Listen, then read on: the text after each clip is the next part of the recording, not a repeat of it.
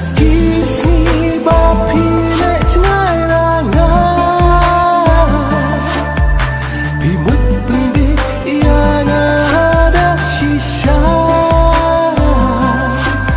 Nakatakada ngala asil tunta Sekat mungkin ngahap dan hatiaka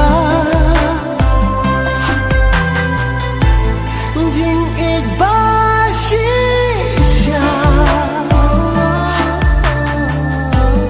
Hajing inchonga Ban pileka Nyukor iaka Pensa babi kela Jing ik ban